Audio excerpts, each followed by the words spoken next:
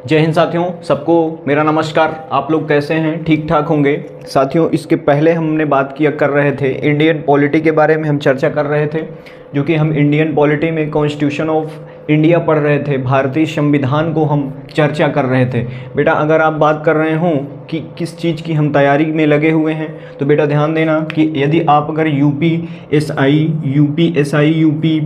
UP police, UP constable वाली जो भर्ती आने वाली है उसकी भी तैयारी यहाँ पर चल रही है, तो बच्चे लोगों, जो भी बच्चे यूपी कांस्टेबल के फॉर्म को भरने की सोच रहे हैं या भरने वाले हैं, या जनवरी में आने वाली है वैकेंसी जो कि फ़िलहाल 35,000 के पद पर आएगी, जो कि अभी 26,000 के पद पे आने वाली थी, क्योंकि अब वो बढ़ करके कितनी हो गई, 35,000 के पद पर यूपी कांस्टेबल की भर्ती आएगी।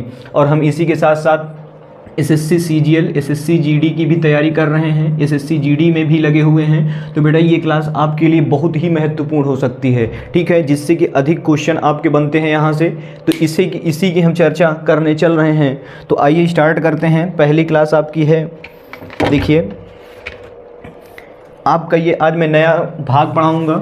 नया भाग में ये है बच्चा कि नया भाग आपका ये चलेगा, हमने संघ एवं राज्य क्षेत्र चर्चा कर ली है, जो कि आपको प्लेलिस्ट में संघ और राज्य क्षेत्र, नागरिकता, मौलिक अधिकार जिसको आप मूल अधिकार भी कहते हैं, उसके सब के बारे में हमने चर्चा कर ली है, जो कि आपको प्लेलिस्ट में नीचे डली हुई है डिस्क्रिप्शन में, वहाँ जा कर के आप क्लासेस को देख सकते हैं। बिल्कुल फ्री क्लासेस चल रही हैं बेटा, एकदम यूट्यूब पर एकदम फ्री क्लासेस हैं, तो बने रहना है। तो आज हम बात करेंगे भाग 4 की, जो कि हमको ये बताएगा बेटा, भाग 4 हमको राज्य के नीति निर्देशक तत्व बताते हैं। अगर मैं बात करूं कि भाग 4 को कहां से लिया गया है, तो आयरलैंड से इसको लिया गया है, आयरलैंड के संविधान से इसको लिया गया है, और आयरलैंड वालों ने इसको स्पेन से लिया है। कहाँ लिया है, कहाँ से लिया है? स्पेन से लिया है। कि ध्यान देना, स्पेन है, स्पेन से लिया है। कहाँ वालों ने? आयरलैंड वालों ने, आयरलैंड वालों ने। ध्यान देना, ये बात बहुत महत्वपूर्ण है आपके लिए। तो हम लोगों ने आयरलैंड वालों से, आयरलैंड के संविधान से हमने इस भाग को परचेज किया है, मतलब इस भाग को हमने लिया है। अब देखिए, अगर मैं बात करूं कि इसको इंग्लिश में क्या कहते हैं, direction principle of state policy. क्या कहते हैं? Direction principle state of policy, ठीक है, ध्यान देना। तो ये हो गया आपका क्या, राज्य के नीति निर्देशक तत्व। इसमें आपको ये बात करनी है बेटा कि इसमें मौलिक अधिकार की मैं बाद में गणना कर दूंगा, मगर अगर इसकी हम मौलिक अधिकार और प्लस राज्य के नीति निर्देशक तत्व की अगर हम एक एक की बात करेंगे तो वो है दोनों में डिफरेंट बता दूंगा, ठीक है। तो पहले आप पहले आप इसको पढ़ लीजिए, राज्य के नीति निर्देशक तत्व को, फिर बाद में हम उसकी गणना बात करेंगे। तो आइए पढ़ते हैं, देखते हैं कि इसको हम आर्टिकल 36 से लेकर के 51 तक इसके बारे में बताया गया है। कहाँ से? राज्य के नीति निर्देशक तत्व को आर्टिकल 36 से लेकर के 51 तक, आर्टिकल 36 से लेकर के 51 तक इसके बारे में क्या की गई है, चर्चा की गई है। अब देखिए, तो आर्टिकल पहला आपका आर्टिकल 36 बताता है। आर्टिकल 36 आप कहाँ तक क्या बताता है भैया? परिभाषा बताता है। राज्य के नीति के निर्देशक तत्व के क्या बताता है बेटा? परिभाषा बताता है। और परिभाषा में हमको क्या जानना है कि ये समाज कल्याण, मतलब एक प्रकार से जो समाज के कल्याण होंगे उसके बारे में ये आर्टिकल बताता है। समाज कल्याण के बारे में ये आर्टिकल आपको बताएगा। तो उसकी परिभाषा दी गई है आर्टिकल 36 में, इसकी राज्य के नीति निर्देशक तत्व की परिभाषा दी गई है। ध्यान रखना, ये बहुत इंपॉर्टेंट है। अब देखिए, अगर आर्टिकल 37 की बात करें, आर्टिकल 37 की बात करें तो न्यायालय द्वारा लागू नहीं किया जाता है। अगर मैं बात करूं बेटा कि ये जो आर्टिकल 37 है, आर्टिकल 37 है, ये आपको न्यायालय द्वारा नहीं लागू किया जाएगा। किसके द्वारा लागू किया जाएगा? ये आपको सरकार देगी, आपके स्टेट देंगे। कौन देंगे? स्टेट सरकार जो होगी वो आपको ये चीज़ देती है। देखिए ध्यान से, तो ये आपको न्यायालय द्वारा लागू नहीं किया जाएगा, ना परिवर्तनीय है। क्या है, न परिवर्तनीय है और ना वाद योग्य है। मतलब हम न्यायालय में ना हम इससे कोई संबंधित केस ले जा सकते हैं, मतलब इससे संबंधित कोई कारण हो। अब जैसे मौलिक अधिकार में हमको क्या था कि मौलिक अधिकार में हम सीधा सुप्रीम कोर्ट हायर कर सकते थे, लेकिन यहाँ पर क्या है कि हम अगर राज्य के नीति निर्देशक तत्व, अगर राज्य में स्टेट से कोई सरकार की कोई भी मतलब कोई योजना है, कोई भी चीज़ है, तो उसको हम कहाँ नहीं ले जा सकते बेटा, कहाँ नहीं ले जा सकते, न्यायालय में नहीं ले जा सकते हैं। मतलब सरकार द्वारा कोई चीज़ दिया जा रहा है तो उसमें हम हस्तक्षेप नहीं करेंगे, लेकिन जो सरकार देना चाहेगी तो उसको दे सकती है, लेकिन हम उसमें वाद नहीं योग्य है, मतलब वाद नहीं कर सकते, वहाँ पर जाके हम बहस नहीं कर सकते। मतलब अभी तक मूल अधिकार में हम सीधा हायर कर सकते थे सुप्रीम कोर्ट, लेकिन यहाँ पर ऐसा बिल्कुल नहीं है। ठीक है, यहाँ पर बिल्कुल ऐसा नहीं है। तो अगर अब मैं बात करूँ कि मूल अधिकार की पहला आपका डिफरेंट यहीं से समझ में आ गया। ठीक है, अब देखिए आर्टिकल 38 क्या कहता है, लोक कल्याण की अभिवृत्ति अर्थात सरकार जनता का कल्याण करेगी। बेटा अगर लोक कल्याण की बात करें तो लोक कल्याण जो सरकारें होती हैं वो हमको एक न एक चीज़ देती रहती हैं। बेटा एक एक चीज़ की बात करें, जैसे कि गाँव में कुछ लोगों को राशन कार्ड दिया गया है। राशन कार्ड की बात करूं, यहाँ पर मैंने एग्जाम्पल में भी लिख दिया है, जैसे राशन कार्ड आपका हो गया, क्या है राशन कार्ड देखेंगे तो सबको नहीं प्राप्त है। तो वो इसके मतलब कह सकते हैं कि अगर हमको जैसे कि कोई जिसके अभी सरकार वो डिसाइड कर देती है कि जिसके पास इतने बीघे खेत होंगे, इतने बीघे ये होंगे, तो वो मतलब ये डिसाइड करती है, सरकार डिसाइड करेगी कि भैया जिनके पास इतने बीघे खेत हैं वो राशन कार्ड उनका नहीं बनेगा। तो भैया जब नहीं बनेगा, अब आपके पास 50 बीघे के आप काश्तकार हैं और आप चले गए राशन कार्ड लेने। अभी ये फिलहाल में ये चीज़ लागू भी हुआ है, कि भैया जिन राशन कार्ड उन्हीं का बनाया जाए। 3 बीघे की 4 बीघे के करीब में खेती दी गई थी कि 2 बीघे दी गई थी, ऐसे ही है कुछ। तो उसमें यही है कि अगर जिसके पास 10-10, 15-15 बीघे खेत हैं, आप जा रहे हैं कि राशन कार्ड हम बनवा लें, तो वहाँ पर वो सरकार आपको बनाएगी नहीं। इसीलिए वो यही कहती है कि जो आपका ये लोक कल्याण की अभिवृत्ति है, अर्थात सरकार द्वारा जनता का कल्याण तो किया जाएगा। जैसे आपका राशन कार्ड है, उसके ज़रिए आपका मतलब कोई भी विकलांग है, जैसे उन लोगों को कुछ आर्थिक व्यवस्थाएं देती है सरकार। तो इस प्रकार से मतलब कि कुछ नियम बनाई हुई है कि इतने से अधिक। अब आप सोच रहे हैं कि हम 10 बीघे के 15 बीघे के काश्तकार हैं, अब हम सोचें कि हम न्याय चले जाएं, तो बेटा इसमें आप न्याय नहीं जा सकते हैं, ध्यान रखना, इसमें आप न्याय नहीं जा सकते हैं। तो वो सरकार नियम बनाएगी कि भैया लोक कल्याण की अभिवृत्ति अर्थात मतलब जनता का कल्याण करने के लिए ये चीज़ आपको राशन कार्ड देती है सरकार, ध्यान देना। अब आप इसमें आर्टिकल 37 में क्या कर सकते हैं, आर्टिकल 37 का उपयोग को सोचें कि अब हमको मौलिक अधिकार था, हमको भी मौलिक अधिकार है, तो ये यहाँ पर डिसाइड नहीं होता है। तो भाग 4 यही कहता है कि राज्य के नीति निर्देशक तत्व, ठीक है, राज्य के नीति निर्देशक तत्व मतलब राज्य द्वारा जो बनेगा वही नीति निर्देशक तत्व होगा। ठीक है, अब देखिए तो यहाँ पर लोक कल्याण आप समझ गए होंगे। आर्टिकल 39 क्या कहता है, समान काम के लिए स्त्री पुरुष को समान वेतन, समान काम के लिए स्त्री पुरुष को समान वेतन, ये होना भी चाहिए बेटा, हमेशा इस समझ में ही आ रहा होगा आपको, इसमें कोई ज़्यादा समझाने की ज़रूरत नहीं है। तो आर्टिकल 39 यही कहता है कि समान काम के लिए स्त्री पुरुष को समान वेतन का संसाधन का उचित वितरण, क्या है बेटा, उचित वितरण। तो ध्यान देना, ये चीज़ आप समझ ही गए होंगे कि मतलब स्त्री और पुरुष दोनों समान रहेंगे और प्लस उनको जो भी वेतन दी जाएगी सरकार तरफ से या कोई भी वेतन हो उनको क्या दी जाएगी, समान दी जाएगी।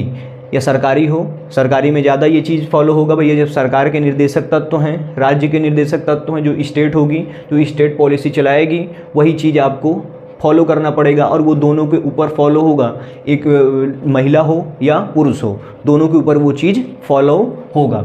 अब देखिए आर्टिकल 39 का इसमें 42वां संविधान संशोधन में 1976 में एक चीज़ और जोड़ दिया गया, 39 के का में निःशुल्क विधि कानूनी सहायता। बेटा निःशुल्क विधि कानूनी सहायता आपको निःशुल्क की जाएगी। क्या की जाएगी, यहाँ पर साफ सुथरा है कि कानूनी सहायता जो होंगी वो आपको निःशुल्क दी जाएंगी और वही है आपका, इसको जोड़ दिया गया है 42वां संशोधन में, 42वां संशोधन 1976 में इसको जोड़ दिया गया है 39 के साथ का। ठीक है, अब देखिए आर्टिकल 40 क्या कहता है, ग्राम पंचायतों का संगठन। ग्राम पंचायतों का संगठन, ये आपको ध्यान देखते होंगे, ग्राम पंचायतों का संगठन हमेशा देखते रहते हैं आप लोग, ठीक है। अब देखिए आर्टिकल 41 क्या है, कुछ दशाओं में सरकारी सहायता। बेटा अभी मैंने बताया कि जो विकलांग लोग होते हैं उन लोगों को विकलांग, यहाँ पर मैंने एग्जाम्पल से भी आपको दे दिया गया है कि कुछ दशाओं में। बेटा अगर दशाओं की बात करें तो दशाएं कुछ होती हैं, जो दशाएं होंगी, दशाओं से आप समझ रहे हैं, किसी को कोई दिक्कत है तो उसमें आपको सरकार कुछ क्या देती है कि कुछ दशाओं में सरकारी सहायता मिलती है। क्या मिलती है, आर्टिकल कौन बताता है, आर्टिकल 41 बताता है। अब दशाओं में आपको कोई, किसी का पति मर गया, किसी का पति एक्सपायर हो गया मान लीजिए, तो उसको मतलब मान लीजिए उसको क्या मिलता है, वृद्धा पेंशन देखते होंगे, तो वृद्धा पेंशन मिलती है, विधवा पेंशन मिलती है, जो बूढ़ा है तो उसको वृद्धा पेंशन मिलेगी, और प्लस विधवा पेंशन, जिसका पति खत्म हो गया उसको वृद्धा पेंशन मिलती है, विधवा पेंशन मिलती है, विकलांग को साइकिल मिलती है। तो ये आपको सरकार, मतलब कि सरकार यहाँ पर दे भी सकती है और नहीं भी दे सकती। इसमें आप न्याय नहीं जा सकते हैं, ध्यान देना। इसमें आप क्या कर सकते हैं कि आप यहाँ पर न्याय में, मतलब अदालत में नहीं जा सकते हैं, कोर्ट नहीं जा सकते हैं। यहाँ पर सरकार वो डिसाइड करेगी कि आपको मतलब कि कौन सी, मतलब आप वृद्धा में हैं या विधवा हैं, वो आपको डिसाइड करेगी सरकार की आपको पेंशन देना चाहिए या नहीं देना चाहिए। अब विकलांग की साइकिल, विकलांग को, अब आप सोचें कि हमको भैया हम विधवा हैं, अब आपके पास भाई ठीक है, वो सरकार डिसाइड करेगी किस बेस पर आपको विधवा पेंशन दे रही है। 100 बीघे के आप पहले से काश्तकार हैं और आप विधवा हैं, तो वो आपको सरकार डिसाइड करेगी कि भैया आप विधवा पेंशन लेने लायक हैं या नहीं लेने लायक हैं। अब वो डिपेंडेड ऑन कहाँ पर होगा, डिपेंडेड ऑन स्टेट सरकार, ठीक है। अब देखिए आर्टिकल 42वां क्या कहता है, न्याय संगत कार्य की मनोचित दशा, न्याय संगत कार्य की मनोचित दशा। बेटा यहाँ पर एक शब्द आ गया आपका मनोचित दशा। अगर मैं बात करूँ मनोचित दशा की क्या होती है, अब इसकी एग्जाम्पल से हम चर्चा करें। मनोचित दशा में बेटा ऐसी दशाएं आ जाती हैं, मतलब कोई जैसे सरकारी कार्य कर रहा है। मनोचित दशा का मतलब ये होता है कि कोई सरकारी कार्य कर रहा है या सरकारी आदमी है, कोई भी हो, सरकारी हो। अब उसको मान लीजिए कि कोई ट्रैफिक पुलिस है, फॉर एग्जांपल में रख लीजिए, मान लीजिए कोई ट्रैफिक पुलिस है और वो ट्रैफिक पुलिस ट्रैफिक का कार्य तो कर रहा है।